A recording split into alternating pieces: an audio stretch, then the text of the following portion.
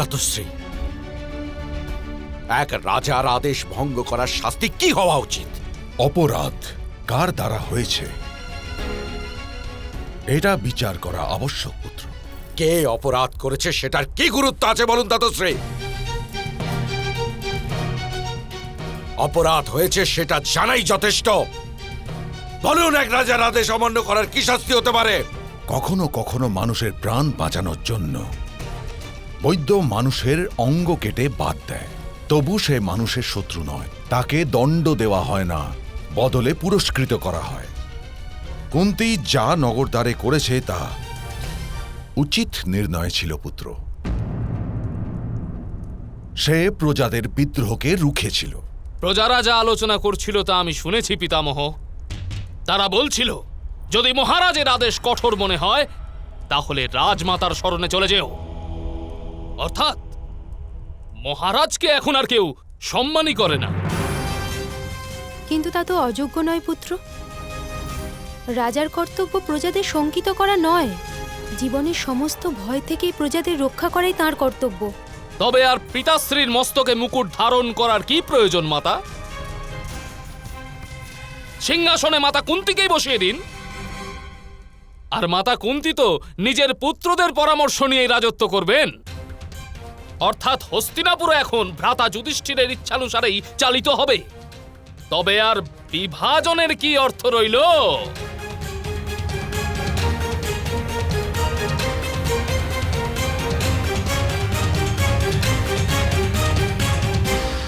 তোমার ইচ্ছাটা কি পুত্র? মাতা কুন্তীকে উচিত শাস্তি দেওয়া হোক। তা তো মূঢ়তা হবে পুত্র। তাদের মাতার অপমানের প্রতিশোধ নেবে পাণ্ডুপুত্ররা। যুদ্ধ চাইছো তুমি? তারা যুদ্ধ করতেই পারে না মাতা। যুদ্ধ করার স্বতন্ত্রতা নেই ওদের কাছে। তাদের নিজের কোনো পতাকা আন্দোলিত হবে না ওই নগরে মাতা। হস্তিনাপুরের পতাকাই থাকবে ওখানে। তাহলে যুদ্ধ কি করে করবে তারা?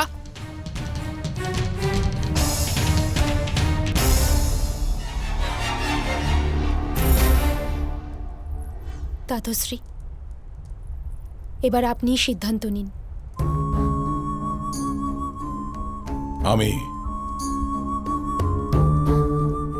আমি রাষ্ট্রের সেবক। বিচার তো মহারাজ করবেন মহারানী।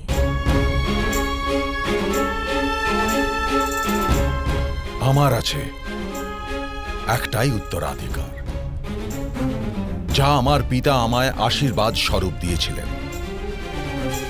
আমার মৃত্যুর সময় নিজে নির্ণয় করার অধিকার।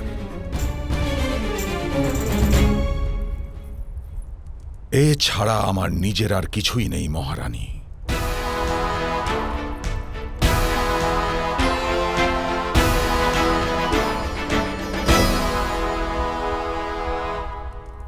দাতুশ্রী,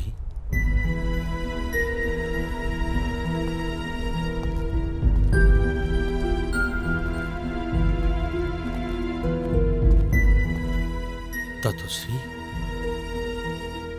আপনি এমন করে বলবেন না। আমি আপনার পরামর্শ গ্রহণ করছি।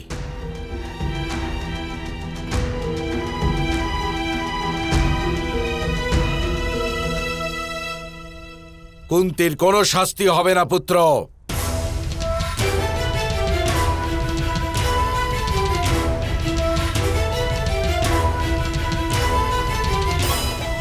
কিন্তু গান্ধারী, হস্তিনাপুরের প্রজাদের ইন্দ্রপ্রস্থে যাত্রার থেকে নিবৃত্ত করাও প্রয়োজন।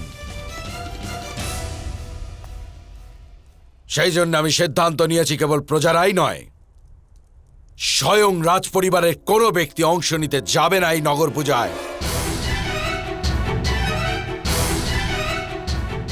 বলে দিও কুন্তীকে। আর্য, আর্য, আর্য, এমন করতে পারেন না আপনি। মাতার হৃদয় স্পন্দন হয় কেবল একটিই আশায়, যে তার পুত্ররা সুখ আর সাফল্য লাভ করবে। আর আজ যখন কুন্তির পুত্ররা এত বড় সাফল্য লাভ করতে চলেছে, সেই সাফল্যের ক্ষণে তাদের সঙ্গে থাকার অধিকার আমরা কুন্তির থেকে কি করে ছিনিয়ে নিতে পারি? আমি জানি গান্ধারী, আর আমি এ বিষয়ে সত্যিই দুঃখিত। কিন্তু গান্ধারী, মালার সুতোকে মতির ভিতর লুকিয়ে থাকতে হয়, কারণ সেই মালার মূল আধার।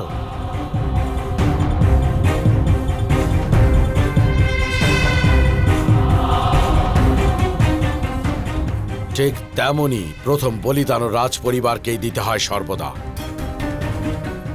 কারণ তারাই প্রজাদের মূল আধার। কুন্তী ইন্দ্রপ্রস্থে কিছুতেই যাবে না,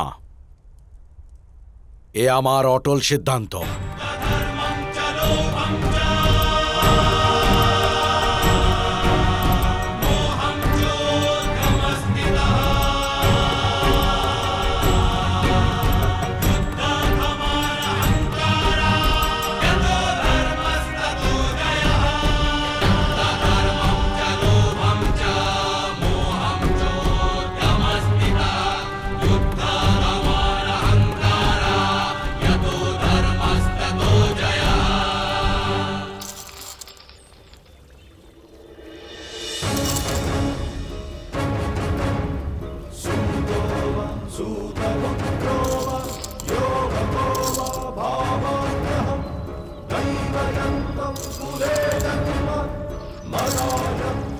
কল্যাণ হোক।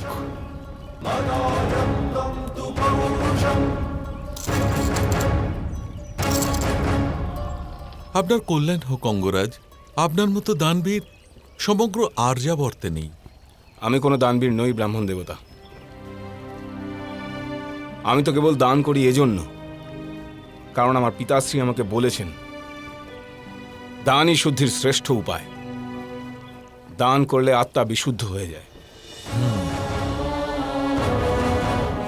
কিন্তু দুর্ভাগ্যবশত আমার জীবনে এমন ঘটনা বারবার ঘটে যা আমার আত্মাকে কলুষিত করে।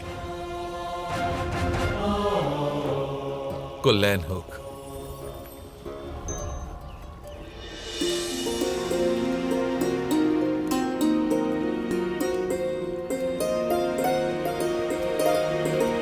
বৃষালী, তুমি এখানে? ক্ষমা করবেন মহারাজ কর্ণ, আমি আপনাকে একটা অনুরোধ করতে এসেছি। এক সময় আমার গৃহ আপনার গৃহের পাশেই ছিল। সেটুকু সম্পর্ক স্মরণে রেখে যদি আপনি দয়া করেন তবে। হ্যাঁ বলো, কি ব্যাপার?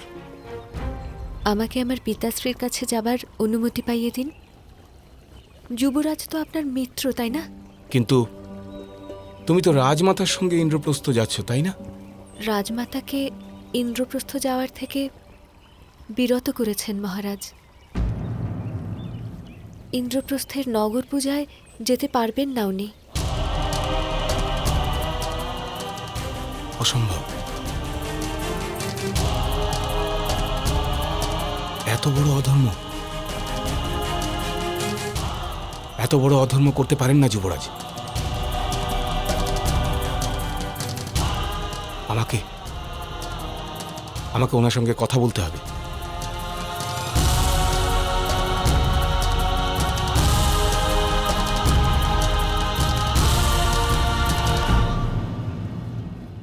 যাও বৃষালী, চিন্তা করো না, তুমি ইন্দ্রপ্রস্থ অবশ্যই যেতে পারবে শীঘ্রই, এ আমি কথা দিচ্ছি।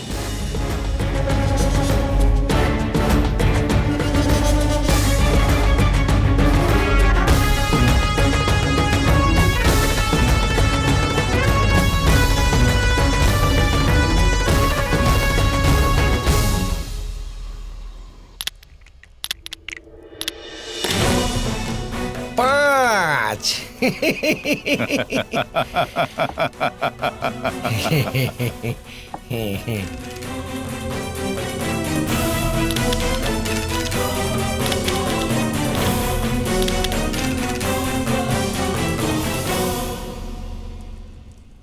মিত্র কর্ণ, এসো মিত্র এসো। প্রজাজনের সম্মুখে তুমি দৃঢ় সংকল্প আর সামর্থ্যের প্রদর্শন করেছ আজ। আমি আজ অতি প্রসন্ন। আজ আপনার প্রসন্নতার কারণ যদি আমি না হতাম, তবে আমি অধিক আনন্দিত হতাম মিত্র। অধর্মের ভাগী হওয়া তো সুখের কারণ হতে পারে না।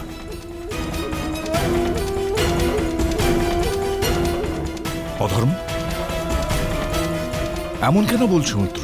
কোথায় অধর্ম হয়েছে আজ?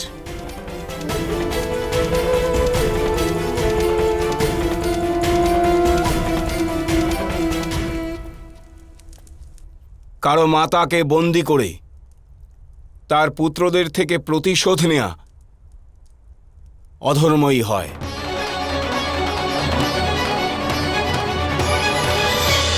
মহাভারত।